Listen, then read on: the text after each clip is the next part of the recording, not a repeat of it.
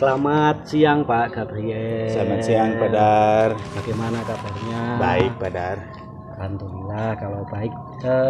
Ini Pak Gabriel tadi WA saya, katanya ingin bertemu dengan saya.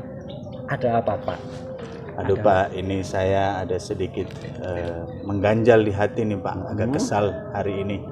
Sudah siap-siap mau mengajar. Pada saat mau masuk mengajar, ternyata anak-anaknya belum siap untuk belajar. Pada datang terlambat semua Pak. Aduh, bikin pusing saja. Nah, jadi Pak Gabriel ingin ketemu dengan saya. Tujuannya ingin menyampaikan kalau anak-anak di kelasnya Pak Gabriel ini datang ke kelas masuknya agak terlambat, seperti itu. Iya. Dengan pembicaraan kita nanti ke depannya,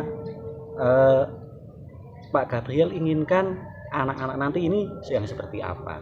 Ya, saya mengharapkan kalau pada saat saya masuk mengajar ya paling tidak mereka sudah siap untuk belajar, begitu Pak.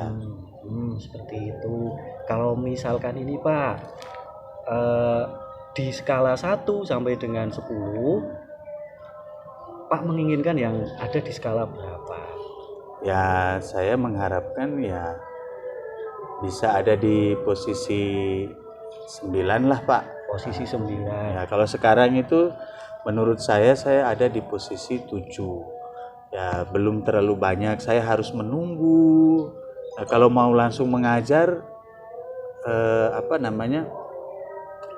kadang-kadang ya siswanya baru sedikit. Tapi kalau menunggu juga kan bikin kesal Pak. Waktunya sudah berjalan, kita sudah siapkan bagus-bagus RPP-nya, ternyata waktunya tidak cukup nantinya. Seperti itu Pak. Sejauh ini selama di kelas tersebut, pernahkah Pak Gabriel mengalami kondisi ideal di mana anak-anak ketika masuk kelas langsung siap untuk belajar? Pernah Pak, saya satu kali itu masuk kelas dan mencoba mengajar walaupun mungkin hanya ada beberapa anak di dalam kelas. Nah, saya mengajar saja dengan jumlah anak yang ada, dan pada pertemuan berikutnya itu ya siswa lebih cepat untuk masuk ketika jam saya begitu. Nah, seperti itu Pak. Jadi di saat kondisi ideal ini Pak Gabriel tanpa menunggu teman-teman yang lain untuk full di kelas, tapi ketika sudah bel bunyi Pak Gabriel masuk langsung memulai pelajarannya seperti itu. Nah, untuk kedepannya ini Pak Gabriel mau menerapkan hal ini lagi atau bagaimana? Atau ada ide lain supaya anak-anak ini bisa langsung siap dalam pembelajarannya, tidak terlambat lagi masuk kelas? Jadi gini Pak Dar, saya ini sebenarnya mau langsung mulai pembelajaran, tapi kan saya kasihan juga kan anak-anak yang terlambat masuk, nanti kan materinya jadi tidak terpahami dengan baik oleh mereka yang baru masuk. Lalu kemudian saya mencoba untuk menunggu supaya semua bisa memulai pembelajaran sama-sama. Nah, karena sikap saya yang suka menunggu ini, akhirnya siswa-siswa yang sering terlambat itu jadi keenakan Pak. Jadi sudah tidak apa-apa kan kalau kita terlambat kan nanti ditunggui. Nah, mungkin kedepannya saya harus lebih tegas lagi, lebih komit lagi ya. Mungkin juga saya harus membuat keyakinan kelas. Kami harus bersepakat bersama, misalnya seperti itu, supaya pembelajaran kami itu jadi efektif Pak. Dengan dalam arti bahwa saya harus memberitahu mereka bahwa kedepannya saya tidak akan menunggu lagi yang terlambat. Nah, seperti itu. Bagus Pak kalau seperti ini. Jadi selama ini kita ngobrol ini ya Pak, hal apa ini yang sudah Pak dapat untuk menyikapi anak-anak yang lambat masuk ke kelas sehingga suasana dalam belajarnya tidak langsung siap toh? Nah, ini kita buat menjadi lebih siap. Apa yang Pak dapat? Jadi begini Pak Dar, saya kembali sadar bahwa ternyata yang selama ini yang sudah pernah saya lakukan itu sebenarnya sudah bagus untuk membantu membentuk mental kedisiplinan anak. Hanya karena perasaan saya saja bahwa saya harus menunggu anak-anak yang terlambat. Kalau tidak kan sayang, nanti mereka tidak dapat pelajaran dari awal. Gitu Pak. Nah, lalu kemudian saya menunggu. Tapi sekarang saya mengerti, mungkin kami harus memulai pembelajaran dengan membuat kesepakatan. Membuat kesepakatan. Misalnya kalau yang datang terlambat, ya di pertengahan untuk memulai mendapatkan penjelasan dari awal, mungkin dia bisa berkonsultasi dengan temannya, berdiskusi dengan temannya, seperti itu. Nah, saya pikir itu akan sangat membantu siswa saya karena mereka sadar betul bahwa ternyata sekarang Pak Gabriel sudah tidak tunggu kita lagi. Nah, dan mungkin saja itu akan membuat mereka lebih sadar ketika jam istirahat. Jadi kalau jam istirahat, ini sudah mau pelajaran, ayo kita masuk karena gurunya tidak akan menunggu kita lagi. Mungkin seperti itu Pak. Itu yang akan saya lakukan. Kalau begitu, kapan ini Pak Gabriel akan melakukan hal ini? Ya, saya akan mulai dengan pembelajaran berikutnya Pak. Harus dimulai dengan cepat. Baik Pak. Jadi itu ya Pak, Pak sudah dapatkan solusinya. Ini saya tunggu Pak mulai action di kelas. Besok kalau sudah, jangan lupa Pak, kita ketemu lagi, sampaikan ke saya untuk sharing lagi ya Pak. Siap Pak. Kalau berhasil saya cerita, kalau tidak berhasil juga saya perlu coaching lagi. Siap. Oke, terima kasih pada sama Pak. Ya. Lanjut. Baik. Dari hasil coaching antara Pak Gabriel dengan Pak Daryanto, ya, Pak Gabriel di sini sebagai coach dan Pak Daryanto sebagai coach. Nah, ini saya ke Pak Daryanto dulu ya. Baik. Untuk Pak Daryanto di situ tadi memang sudah ada unsur yang pertama kan, kompetensi coaching itu ada 3 ya, yang inti ada 3, yaitu yang pertama itu kehadiran penuh. Nah, di situ saya perhatikan Pak Daryanto sudah memperhatikan dengan seksama pertanyaan semua dari apa yang dikeluhkan oleh Pak Gabriel. Nah, yang kedua di sini sudah mendengarkan juga, cukup aktif, dan sudah saya perhatikan juga sudah mengajukan pertanyaan-pertanyaan berbobot ya. Nah, dengan menggunakan alur tirta. Namun saya perhatikan kalau masalah bagus sudah bagus, tetapi mungkin beri bagian identifikasi ya Pak Daryanto, itu mungkin bisa lebih digali lagi pertanyaan dari apa yang sudah dilakukan oleh Pak Gabriel. Yang jelas untuk yang lainnya sudah bagus, semua kompetensinya ada, sudah masuk kompetensi inti dari untuk coaching, tetapi mungkin di bagian karena kita menggunakan alur tirta, nah di situ mungkin di bagian identifikasi menggali. Memang sih untuk menggali informasi, menggali apa yang ada pada si coach itu memang tidak mudah juga sebenarnya. Nah, di situ kita harus melihat kata kunci apa sih yang sebenarnya konsep dari Pak Gabriel yang mau dibicarakan itu, seperti itu Pak ya. Jadi mungkin dengan kita lebih berlatih, mungkin akan semakin kita terbiasa gitu.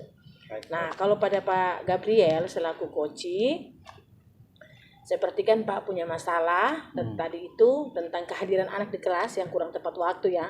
Jadi Bapak sudah berada di kelas, namun anak belum berada. Nah, mau mulai, kasihan nanti anak yang terlambat masuk, nanti dia nggak bisa mengikuti dari awal. Apalagi matematika ya, kalau nggak ikuti dari awal bagaimana yang selanjutnya? Seperti itu. Nah, di situ Pak juga sudah menyampaikan terkait apa-apa yang sudah Pak Gabriel lakukan. Nah, sudah bagus, sudah menjelaskan cukup rinci apa-apa yang sudah Pak lakukan, namun Pak masih butuh komunikasi, butuh diskusi kepada coach terkait mungkin ada tambahan-tambahan, ide-ide yang baru yang bisa membantu Pak untuk bagaimana sih solusi mau keluar dari masalahnya Pak Gabriel seperti itu. Dan saya pikir di situ juga tadi Pak Gabriel sudah sebagai coach sudah menjelaskan dengan maksimal ya terkait dengan apa-apa saja dan yang kedepannya nanti akan seperti apa. Pertanyaan dari Pak Daryanto cukup bagus. Tadi akan seperti apa kedepannya, saya pikir tercover semua ya. Seperti itu.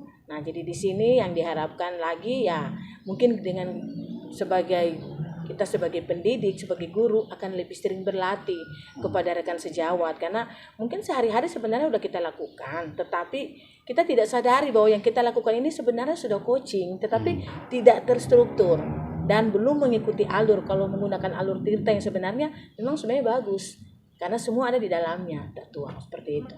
Nah, saya pikir hanya itu yang bisa saya sampaikan sebagai pengamat. Terima kasih, selamat sore. Terima kasih Bu.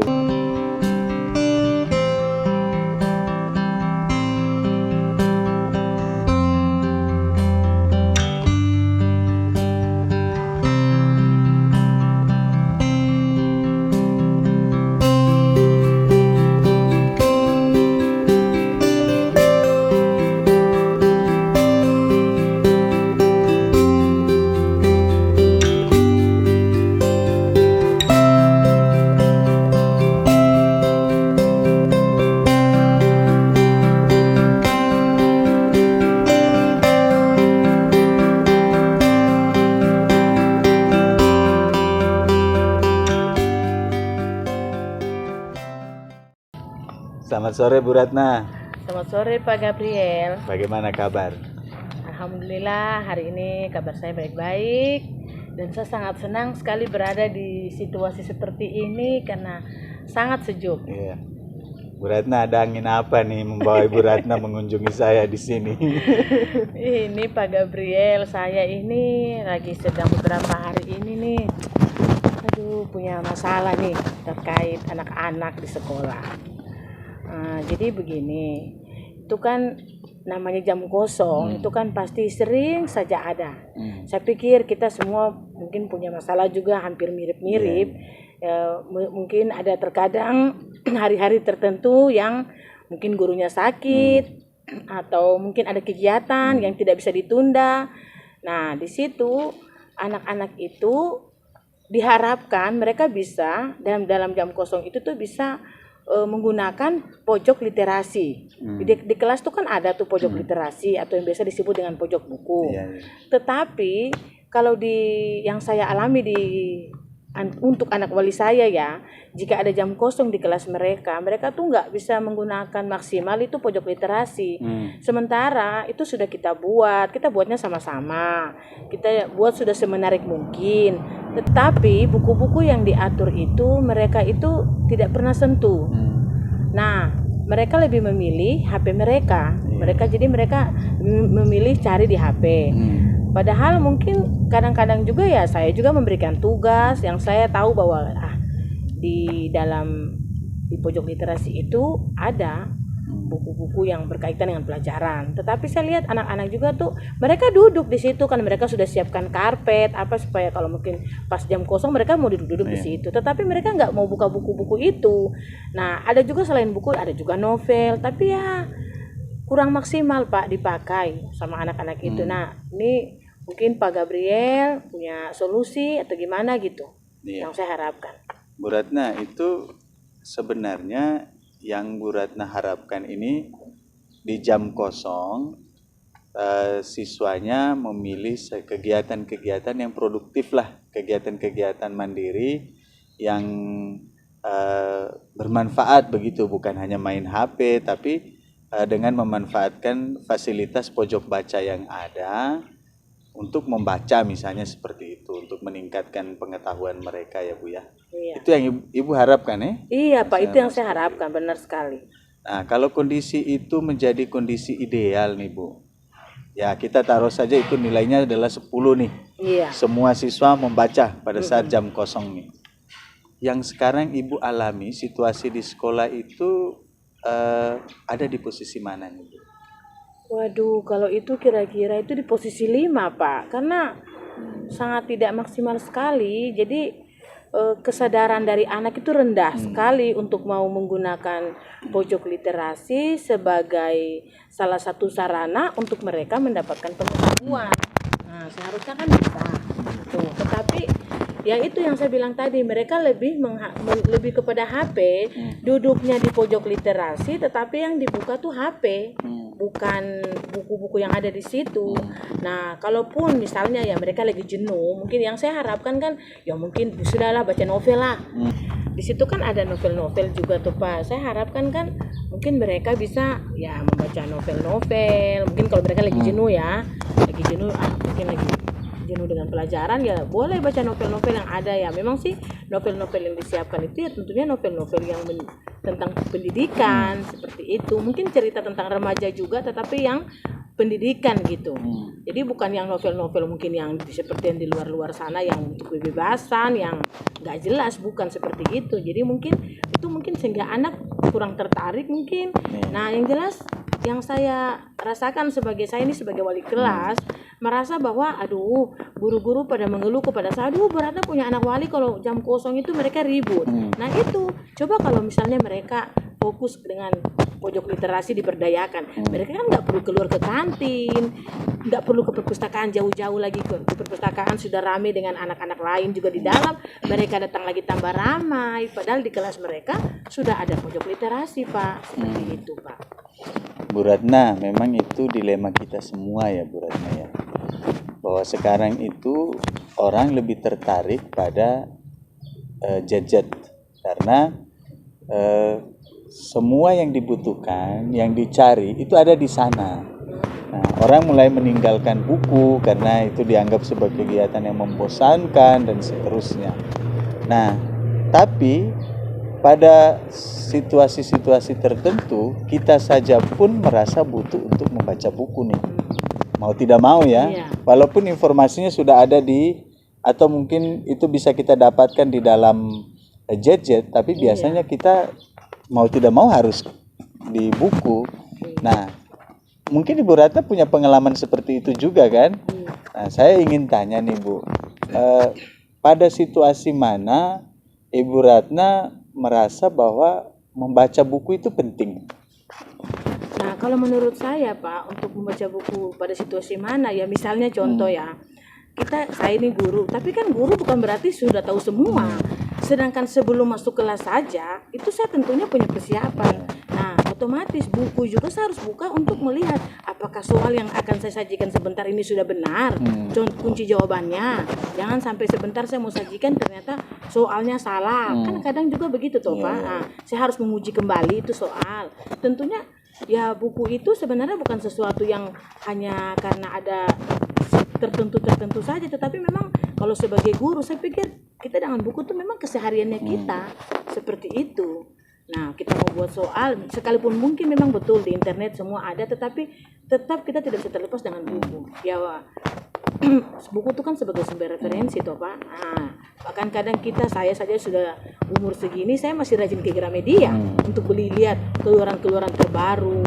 Tapi saya lihat anak-anak sekarang ini aduh, untuk mengharapkan seperti itu tuh kayaknya sudah kurang Pak. Begitu. Ya Bu Ratna, itu menurut saya nih ya Bu, kita ini juga sama-sama sesuai dengan pengalaman kita ya. Nah, pengalaman Ibu tadi, Ibu merasa sebagai seorang guru harus terus-menerus bergaul dengan buku. Nah, guru saja begitu, seharusnya perasaan itu juga muncul di siswanya kan. Sebagai seorang pelajar yang masih menggali ilmu, seharusnya kan dia juga menjadikan buku sebagai teman jalan, di jam waktu-waktu luang ya dia membaca misalnya seperti itu. Nah, Bu Ratna, kita membaca buku kan sesuai dengan kebutuhan toh Bu Ratna. Yang memicu kita untuk meminati buku, bergaul dengan buku karena kita membutuhkan buku untuk pembelajaran kita dan seterusnya. Nah, menurut Bu Ratna nih, apakah yang tersedia di pojok baca itu dibutuhkan oleh siswanya tidak? Nah, Kalau menurut saya sebenarnya kalau untuk mungkin keseluruhan mungkin tidak. Tetapi kalau untuk beberapa saya pikir tercover karena di saat kita mengatur buku-buku itu kita kan udah saya ini kan komunikasi dengan anak-anak wali saya bahwa nah anak-anak nanti di pojok literasi itu buku-buku itu apa saja yang akan kalian taruh. Nah mereka sendiri yang mengatakan oh Bu Guru saya punya buku-buku pelajaran ada yang sudah tidak dipakai. Itu kan ceritanya buku-buku itu tuh dari mereka sendiri yang mereka taruh ke situ. Novel juga dari mereka.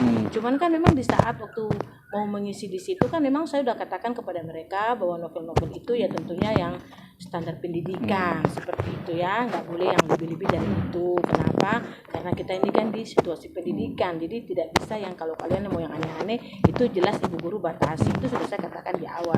Anak-anak pahami itu, nah sehingga mereka mengikuti, mereka taruh apa yang sudah saya arahkan. Namun itu yang saya bilang tadi, mungkin ya nggak tahu ya kenapa anak mungkin lebih senang cari di internet, nonton di YouTube ketimbang mungkin baca ya.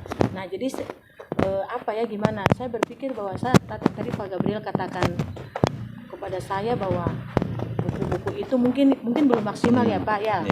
Mungkin saya lagi harus apa ya dengan anak-anak. Mungkin saya harus berkomunikasi lagi ya dengan anak-anak. Coba dengan anak-anak bertanya kembali, mengajak mereka anak-anak coba kita evaluasi seberapa besar sih penggunaan pojok literasi di kelas. Ini Bu Guru lihat nih belum maksimal nih. Nah padahal itu kan gunanya buat kalian juga sebenarnya. Tapi Bu Guru lihat belum maksimal. Ya mungkin sepertinya itu ya Pak ya yang harus saya lakukan. Evaluasi dengan mereka bersama-sama.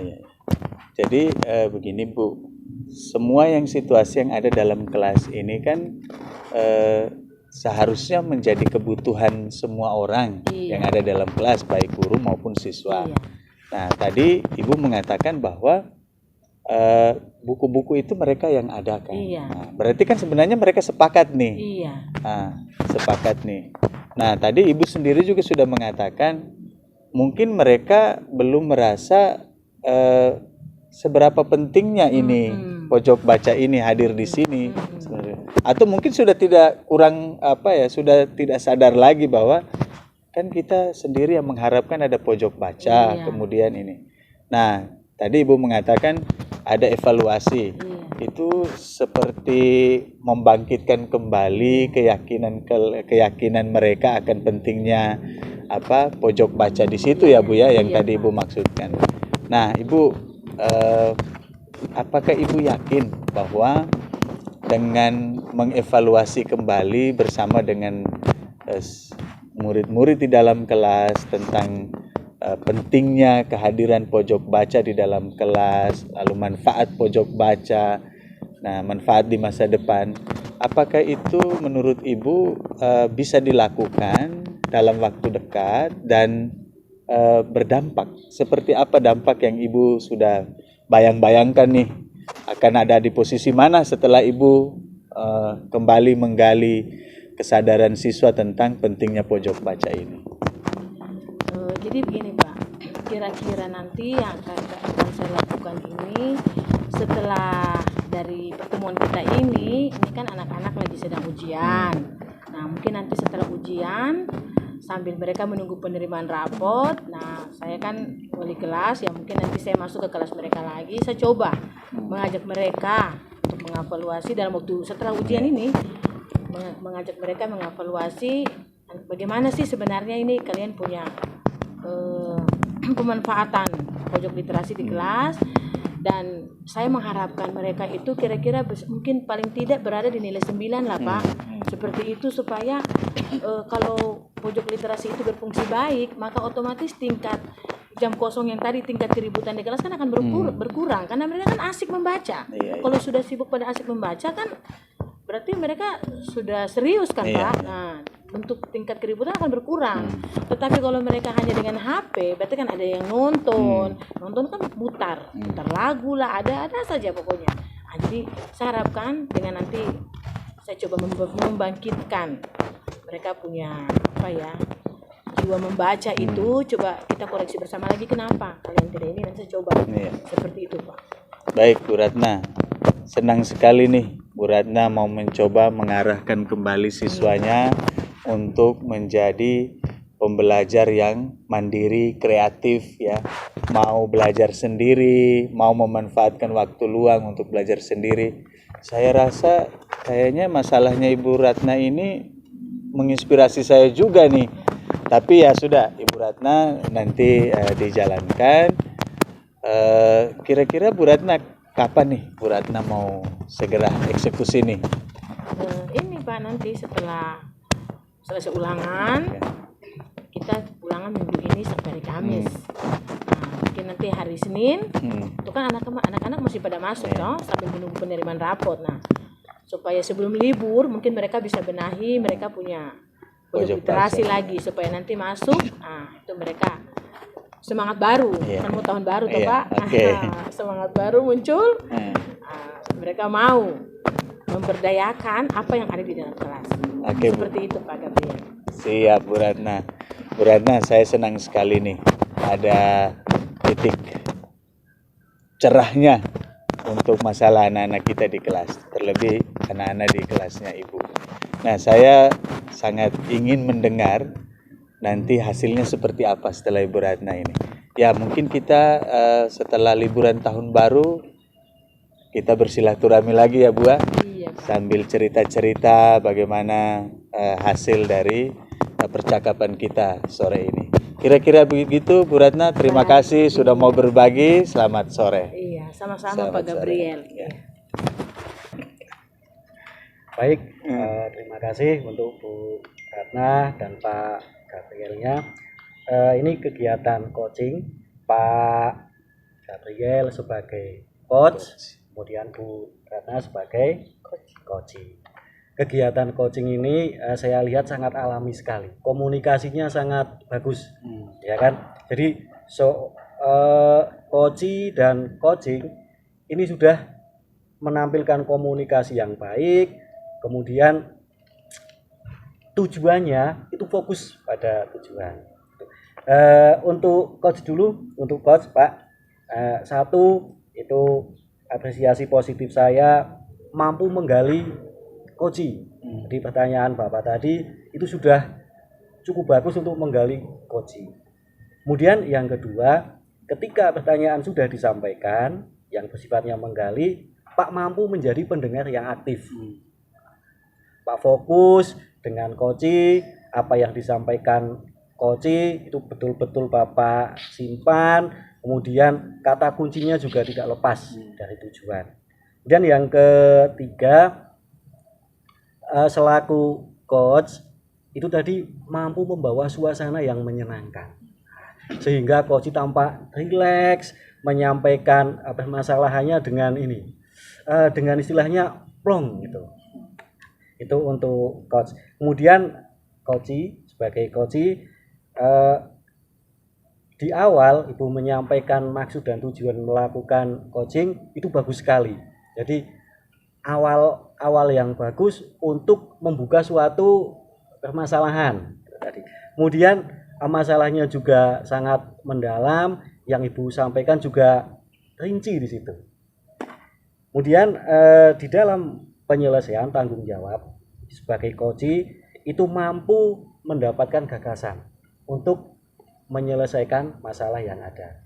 Di sini tadi kan masalahnya di pojok baca, kemudian solusinya ingin mengevaluasi sebetulnya apa sih yang diminta anak, ya kan? Apa yang diinginkan anak di pojok baca itu. Nah, dengan evaluasi ini diharapkan ke depannya akan menjadi lebih bagus lagi. Nah, itu Pak Gabriel dan Bu Ratna yang dapat saya sampaikan. Terima kasih. Semangat.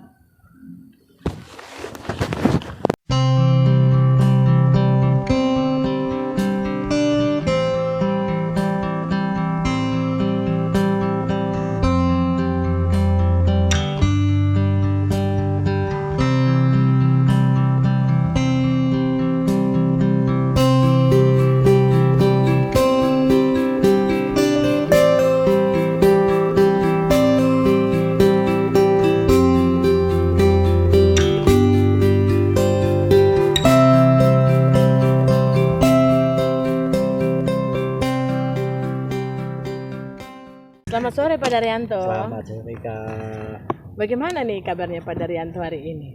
Alhamdulillah saya baik Kak. Cuma memang ya kali ya toh agak kusam ini Kak. Waduh, kusam nih. Nih ngomong-ngomong, kemarin sore Pak Daryanto ada menghubungi saya WA, Betul. katanya Bu Ratna punya waktu nggak sih, saya pengen ketemu. Nah sekarang ini kita udah ketemu. Nah ada apa nih Pak Daryanto? Jadi begini Bu. Eh, saya kan di sekolah ini kan ngajar matematika. Nah, setiap kali saya kasih tugas ke anak, lebih-lebih ini anak kelas 7C. Ini anak-anak tidak kumpul tugas. Ada sih yang kumpul tugas, tapi kebanyakannya sebagian besar lagi dianya tidak kumpul tugas. Itu saya sampai pusing, sudah pakai ini, sudah pakai itu, tapi hasilnya masih sama nih, belum ada ini perubahan yang signifikan, apalagi mengalami peningkatan itu belum. Nah ini saya agak pusing juga, mau bagaimana lagi saya menyikapi hal ini.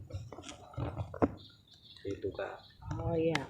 Oh jadi begini, jadi ini tujuannya Pak Daryanto ketemu dengan saya, ingin minta di coaching nih ya, terkait Betul, dengan permasalahannya Pak Daryanto, anak-anak tidak punya kesadaran, tidak disiplin untuk mengumpulkan tugas ya. Betul. Jika dikasih PR tidak mau dikumpulkan, kalaupun kumpul tidak tepat waktu ya, pokoknya seenaknya seperti itu ya. Betul Kakak, seperti itu. Nah, kalau begitu yang Pak Daryanto harapkan ya dengan pertemuan kita pada sore hari ini, apa yang Pak Daryanto harapkan? Saya itu ingin anak-anak ini punya kesadaran penuh. Jadi ketika ada tugas, ya itu sudah suatu kewajiban anak. Dia kumpul. Seandainya ada batas waktu, ya batas waktu ini dijadikan patokan. Jadi sadar kalau misalnya tugas ini ada batas waktunya, anak-anak kumpul paling tidak sebelum waktunya ini tutup, seperti itu. Nah, lalu selama ini Pak Daryanto sudah melakukan apa saja selama yang terkait dengan kumpul tugas? Nah, misalnya Pak Daryanto kasih tugas nih hari ini ada pelajaran matematika, lalu kasih tugas nanti mungkin minggu depan dikumpul ya. Ya. Nah, kira-kira apa yang sudah Pak Daryanto lakukan kepada anak-anak terkait itu? Jadi gini, Ibu, untuk anak ini tugas itu awalnya kan sesuai dengan tujuan pembelajarannya, misalnya ada 3, berarti kan saya paling tidak bikin soal 3. Nah, seperti itu.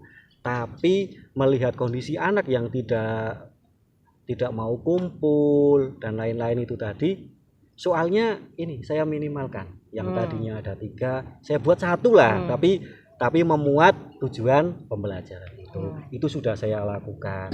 Hasilnya belum juga maksimal untuk anak-anak. Kemudian yang kedua ini Kak, saya juga sudah coba ketika anak-anak yang belum mengumpulkan tugas di pertemuan selanjutnya, saya panggil, saya minta untuk isi di situ. Tapi juga sama Kak, alasannya nanti Pak, nanti malam sudah saya selesaikan, besok kumpul Kak, seperti itu. Nah, selain itu apakah Pak Daryanto mungkin ada usaha lain, mungkin dengan ngomong dengan wali kelasnya atau mungkin dengan melibatkan orang tua, sudah nggak dilakukan? Kalau melibatkan wali kelas ini sudah saya lakukan. Jadi anak-anak yang memang dia belum mengumpulkan tugas, anak-anak ini ya Kak, itu kita catat. Jadi saya catat, kemudian saya ketemu wali kelas. Misalnya wali kelas, Ibu, ini saya ada masalah di kelas 7C bahwa nama anak-anak ini belum kumpul tugas. Sudah saya minta, sudah saya kejar tugasnya, tapi ada saja alasan. Wali kelas mungkin melakukan bimbingan ke anaknya. Tapi sejauh ini sampai dengan saat ini belum juga maksimal untuk anak-anak. Menurut saya itu ya belum maksimal. Iya. Nah, kalau saya boleh tahu alasan seperti apa yang mereka berikan? Kan tadi Pak Daryanto katakan bahwa mereka selalu aja ada alasan. Alasan seperti apa? Contohnya? Ada yang katanya capek Kak, pulang sekolah katanya membantu orang tuanya. Ada yang jualan atau mungkin ke ladang Kak. Tuh. ada juga yang langsung spontan jawab apa lupa ya itu. Kemudian yang ketiga dia juga bilang, Pak tadi malam saya tidur tempo. Banyak Kak alasannya seperti itu. Oke, baik. Ini saya sedikit menceritakan ya, Pak Daryanto, pengalaman saya kalau saya berhadapan dengan anak-anak seperti itu. Saya tuh melakukan pendekatan seperti itu. Misalnya gini, hari ini saya kasih tugas, lusa ada matematika, saya suruh kumpul, ya. Lalu saya lihat, oh si A misalnya, si A dan si B tidak kumpul. Nah, kali pertama saya hanya tegur biasa. Nanti lain waktu lagi tegur biasa tuh bukan berarti saya melewatkan bahwa dia boleh tidak mengumpulkan. Kita juga tidak boleh sebagai guru, kita tidak boleh misalnya contoh dia sudah tidak kumpul terus kita langsung sudah tidak mau terima kalau terlambat. Kita harus dengan berbesar hati kasih kesempatan lagi kepada anak itu untuk coba, sekarang kan kamu tidak kumpul. Nah, Bu Guru minta kapan bisa kumpulkan tugas yang ini nih, kapan lagi? Tanyakan sama dia. Nanti kan dia akan memutuskan, oh kapan ya saya bisa kumpul. Jadi bukan kita yang mengatur, dia punya waktu dia. Yang penting dengan yang jangan juga terlalu jarak. Pastinya ya mungkin dalam contoh misalnya matematika hari Selasa dan hari Kamis misalnya. Nah, berarti di Kamis yang saya tadi bilang di lusa itu, Selasanya nanti dia sudah harus mengumpulkan. Seperti itu, minimal seperti itu kalau saya. Lalu selanjutnya di hari Selasa yang saya harapkan nanti dia bawa, di situ saya lihat dia kumpul lagi atau tidak. Kalau tidak, berarti saya punya pendekatan, saya sudah harus ajak dia berbicara berdua. Kalaupun dua anak yang bermasalah, maka mereka punya waktu berbeda. Saya dekati mereka dan saya mulai bertanya kepada mereka, kenapa mereka seperti itu. Jadi kita bukan langsung kita hakimi apa, tapi kita coba rangkul dulu, ini anak kenapa sih sebenarnya? Apa dia punya masalah keluarga? Apa mungkin memang di sekolah dia tidak, di rumah tidak punya waktu karena dia harus bantu orang tua, bantu cari nafkah, kita kan belum tahu nih. Atau mungkin ada orang tuanya sakit yang memang dia hanya anak satu-satunya yang harus rawat. Itu coba kita telusuri dulu kenapa dia seperti itu. Atau memang dia malas. Seperti itu. Nah, di sini saya tidak mengharapkan Pak Daryanto, oh saya harus mengikuti caranya Ibu Ratna, tidak. Tetapi ini saya mencoba memberikan pengalaman saya seperti itu. Jadi coba kita ngobrol berdua dulu dengan anak, kita dekati. Jadi kita ajak anak ini sebagai teman dulu. Tanya, nak, coba nanti ketemu Ibu Guru, coba kita ngobrol ya. Seperti itu. Nah, kita gali kenapa dia seperti itu. Ajak dia bercerita dari hati ke hati, buka hati lah kepada anak, supaya anak merasa bahwa aduh ternyata Ibu Guru atau Pak Guru ini dia sayang saya. Seperti itu. Nah, mungkin dengan begitu dia bisa mengeluarkan apa yang sebenarnya dari dia. Ya, seperti itu. Nah, selanjutnya kira-kira kalau saya dengar tadi Pak Daryanto bercerita, berarti Pak Daryanto ini kalau seandainya nilai itu dari 0 sampai 10, kira-kira Pak Daryanto ini berada, anak-anak ini pada level nilai yang keberapa kira-kira? Kalau saya ini ya, saya refleksi ini Kak. Anak sudah ada yang mengumpulkan, tapi sebagian banyak kan belum, sebagian besar kan belum. Jadi kalau saya nilai ini dia masih di 4 sampai 5 lah, belum sampai 6. Padahal saya menginginkan ya paling tidak 8 atau 9 ini Kak. Sebagai terobosan saya untuk meningkatkan kesadaran anak dalam mengumpulkan tugas. Iya, benar ya Pak Daryanto. Pastikan kita guru semua itu mengharapkan supaya anak-anak kita itu bisa baik, tertib, mengumpulkan tugas. Pasti kita semua punya impian seperti itu ya. Nah, berarti untuk kedepannya ini, kira-kira Pak Daryanto apa yang bisa Pak Daryanto lakukan untuk bisa menciptakan nilai yang menuju ke 8 ke 9 itu, kira-kira mungkin ada muncul pemikiran kira-kira apa sih yang ingin Pak Daryanto lakukan? Nah, jadi sebelum ketemu kakak ini ya, tadi kan sempat bingung saya, mau bagaimana lagi, sepertinya segala macam cara ini sudah saya lakukan. Tapi ketika tadi saya ini ya, mulai kakak menyampaikan pengalaman, ini saya punya dua bayangan lah istilahnya, punya visi ke depan. Apa yang tadi kakak sampaikan itu saya mulai terbuka. Satu itu Kak, kita ajak anak mau mengumpulkan kapan. Sehingga di situ anak punya kesadaran dan ada tanggung jawab di anak. Itu memang belum saya lakukan. Ini nanti akan saya lakukan, Kak. Kemudian yang kedua, Kak, itu tadi tentang pendampingan. Kalau memang anak yang sulit tadi di tahap 1 ini dia sulit, saya akan melakukan pendampingan ke anak. Ini juga belum saya lakukan. Nah, ini terima kasih sekali pertemuan saya dengan Kakak walaupun singkat, tapi sangat-sangat menginspirasi saya. Jadi begitu ya Pak Daryanto, kita itu kan istilahnya tadi Pak Daryanto sudah katakan bahwa Pak Daryanto belum melakukan yang pendekatan ke pendampingan seperti itu ya, sama sekali Pak Daryanto belum melakukan. Nah, jadi dengan adanya Pak Daryanto ingin menerapkan ya, melakukan berarti kan kita berusaha untuk mau merubah. Iya kan, seperti itu Pak Daryanto. Jadi selain itu juga tadi Pak Daryanto katakan bahwa Pak Daryanto akan mau bertanya kepada anak, kira-kira dia sendiri yang menentukan kan kapan dia mau kumpul. Nah, berarti kan di situ kita munculkan kepada anak supaya dia yang memberikan keputusan, tapi dia sendiri yang harus bertanggung jawab. Nah, diharapkan kan seperti itu. Otomatis kan dengan begitu ya kita mencoba kan sebagai guru ini kita harus berusaha bagaimana mengikuti dulu anak ini, kita mau bawa kemana ini anak sebenarnya ini kan seperti itu ya Pak Daryanto. Nah, kira-kira kapan Pak Daryanto akan mulai menerapkan ini? Nah, ini Kak, ini kan pembelajaran sudah jalan, pertemuan juga sudah saya lakukan. Pokoknya ini juga kebetulan di kelas itu ada tugas Kak. Nah, nanti di pertemuan selanjutnya akan langsung saya coba yang ini. Jadi saya mulai dulu dengan anak-anak yang belum mengumpulkan tugas, kapan mau selesai, mana tanggung jawabnya. Kalau ini juga belum mempan, tadi pakai langkah yang kedua, saya dampingi khusus, bisa saya panggil tatap mata berdua dengan saya, seperti itu. Iya Pak Daryanto, jadi bagus sekali. Harapan saya juga kepada Pak Daryanto supaya apa yang Pak Daryanto harapkan itu bisa benar-benar terrealisasikan ya. Seperti itu, saya juga menginginkan itu.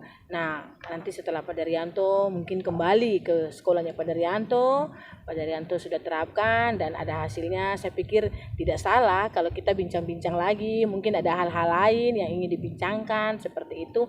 Yang jelas kita sebagai guru kita harus sadari bahwa kita ini punya tanggung jawab besar terhadap anak. Dan satu yang perlu harus kita garis bawahi bahwa kalaupun anak itu membuat kesalahan, kita tidak boleh langsung menghakimi bahwa ini anak, kita langsung menyalahkan anak bahwa pasti dia begini. Tidak, belum tentu. Telusuri dulu kenapa dia seperti itu ya, supaya anak juga merasa bahwa kita sebagai pendidik ini memang betul-betul itu kita mengemong seperti itu. Jadi anak pun nyaman dengan kita. Kalau tadi kan Pak Daryanto sudah katakan ulang-ulang, sudah ulang-ulang ini tapi belum, masih juga begitu berat. Nah, berarti belum ketemu mungkin titiknya tuh belum pas. Gitu, sehingga anak itu belum mau, belum tergugah hatinya, belum ada kesadarannya. Nah, cobalah dengan yang tadi ya. Begitu Pak Daryanto. Saya pikir pertemuan kita pada hari ini, karena ini waktu semakin sore juga, angin sepoi-sepoi juga, enak sekali ya di sini Pak Gabriel situasinya. Nah, saya pikir saya bisa mengakhiri kita punya pembicaraan ini.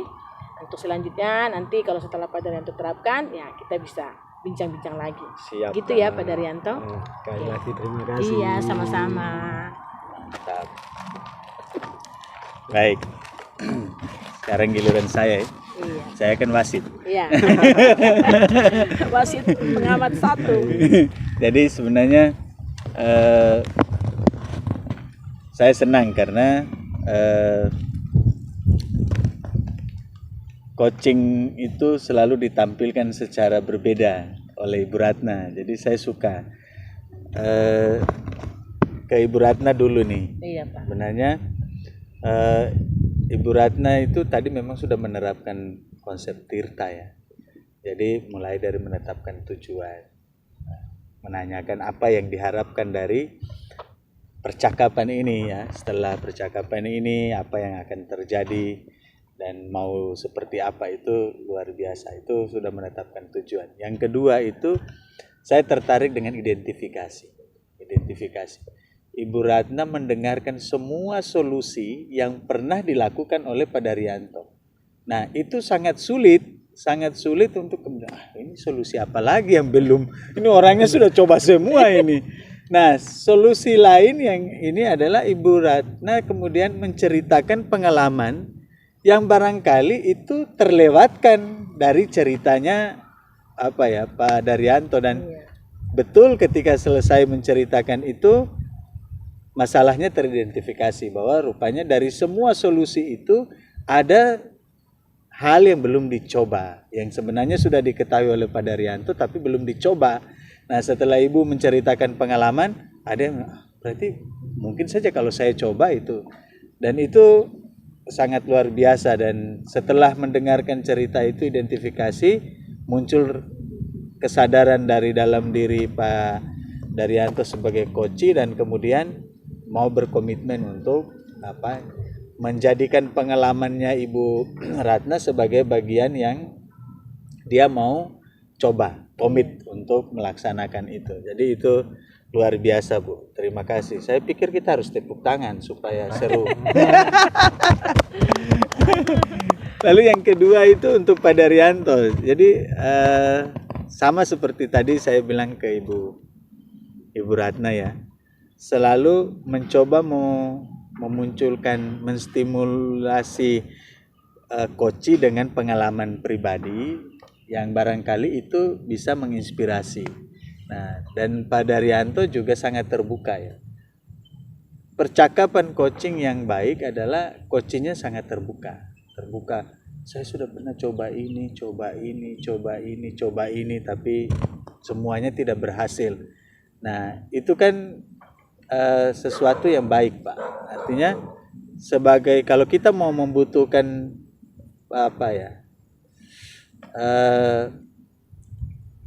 tuntunan dari orang lain, memang kita harus terbuka. Sebagai coach memang kita harus terbuka, karena masalahnya adalah masalah kita, tujuannya adalah tujuan kita, maka kita juga harus mengeluarkan semua yang diperlukan. Dan itu luar biasa, supaya coachnya juga terbantu untuk kemudian memetakan ini sebenarnya masalahnya ada di mana. Nah, kata-kata kuncinya semua tadi diceritakan semua. Jadi itu memang luar biasa. Suasana percakapan tadi itu juga sangat bagus, sangat apalagi kalau Pak Dar tadi saya dengar sempat menyapa Ibu Ratna dengan kakak. Itu kan menjadi sangat akrab. Nah, akrab itu rasanya ya sudah, masalahnya itu kadang cepat selesai kalau kita bicara dengan orang yang sangat akrab, dan mungkin juga karena Pak Daryanto menjadi sangat terbuka karena ada sapaan-sapaan yang kemudian mengakrabkan. Jadi itu luar biasa. Saya belajar banyak, terlebih dari Ibu Ratna ya. Maksudnya selalu menampilkan coaching yang berbeda, dan itu sangat menginspirasi. Jadi terima kasih Bu Ratna, Pak Daryanto, luar biasa. Sama-sama. Kita punya jargon apa tadi? Semangat. Maju bersama, hebat semua. Okay. CGP Angkatan 6 Kabupaten Jayapura, maju bersama, hebat semua.